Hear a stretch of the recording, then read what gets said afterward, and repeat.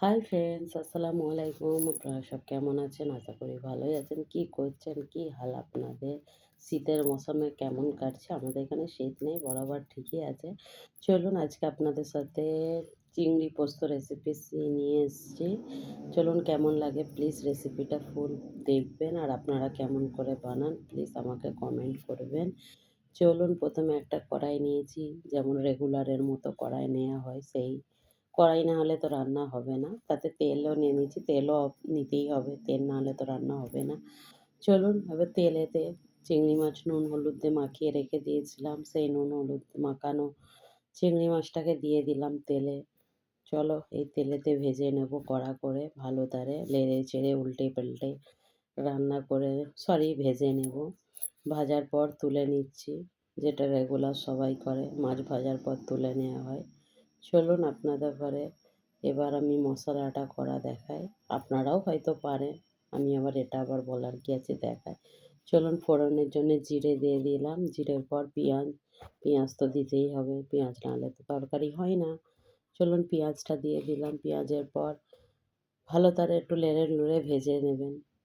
এটা রেগুলার সবাই করে, যেটা ভেজে নেয়। চলুন এবার আদা রসুন পেস্ট, মাছ মশলা মানে আদা রসুন পেস্ট দিতেই হবে।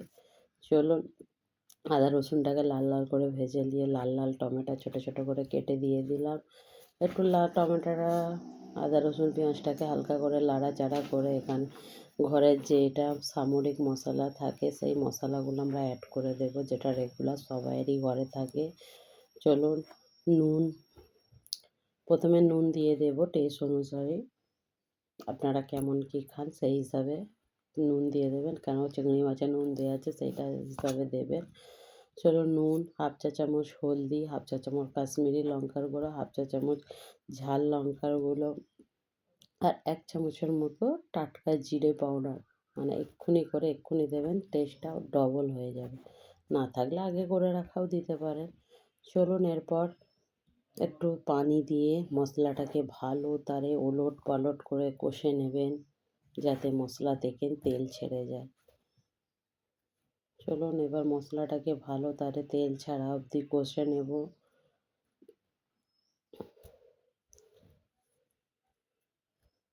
দেখতেই পাচ্ছেন মশলা থেকে তেল ছেড়ে দিয়েছে। এবার যেটাকে আমরা তেলের মধ্যে ফ্রাই করে রেখে দিয়েছিলাম ওই চিংড়ি মাছটাকে অ্যাড করে দেবেন।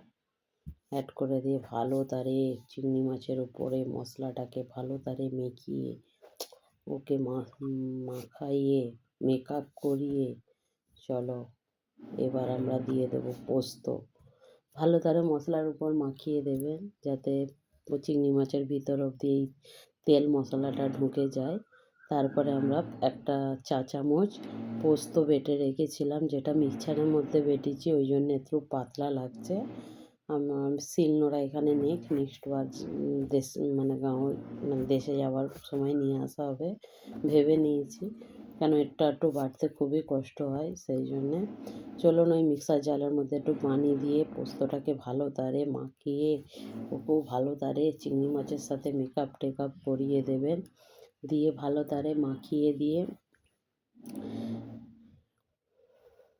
এবার হালকা করে একটু দেখবেন উপর দিয়ে সাইড দিয়ে তেল ছেড়ে যাবে, তখন ওই দেখতেই পাচ্ছেন কত সুন্দর সাইড দিয়ে তেল ছেড়ে দিয়েছে। এই প্রসেসরে একটু হালকা করে নেড়ে নিয়ে হাফ গ্লাসের মতো, মানে অল্প করে কেমন পানি দিচ্ছি দেখতেই পাচ্ছেন, হ্যাঁ এরকম তারা পানি দিয়ে দেবেন।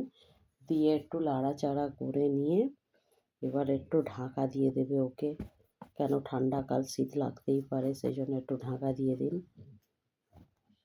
এই সময় নুনটাকে একবার চেখে নেবেন, যদি মনে হয় নুন কম হয়েছে, কেন পরে নুন কম হলে দিতে ভালো লাগবে না। এখানে আমি দিয়ে দিলাম ওকে মির্চির তরকা, যেটা কাঁচা লঙ্কাকে চিড়ে দিয়ে দিলাম। চলো এবার ঢাকা দিয়ে ওকে শীতেতে ঢাকা দিয়ে 3-4 মিনিট পর ফিরে আসছি ওকে ঠান্ডা লাগাতে আবার। চলুন এবার একটু লাড়াচাড়া করে উপর দিয়ে ধনেপাতা গার্নিশ করে আমাদের চিংড়ি পোস্ত রেডি হয়ে গেছে। কে কে খাবেন চলে আসুন, আর যদি খুব ভালো লাগে থাকে তাহলে আমার পেজটাকে ফলো করে দিও, আর তার চেয়েও যদি খুব ভালো লাগে থাকে তাহলে আমার সাবস্ক্রাইবার করে আমার পাশে থেকো, আমার সাথে বন্ধুত্ব করো প্লিজ প্লিজ। সাপোর্ট করো। আপনারা কেমন করে রাঁধেন সেইটাও কমেন্ট করো। ভিডিও চলো এবার বিদায় জানাই। কেন বেশিক্ষণ থাকলে আবার তোমরা গুস্সা হয়ে যাবে, বলবে খালি বড় বড় ভিডিও নিয়ে আসে, যেটা আমাদের দেখতে বিরক্ত লাগে। ভয়েসটাও ভালো নয়, হয়তো বলছো কিন্তু অ্যাডজাস্ট করে নিও। চলো এবার বাই জানাই। সবাই ভালো থেকো। অল ফ্রেন্ডস, আল্লাহ হাফেজ।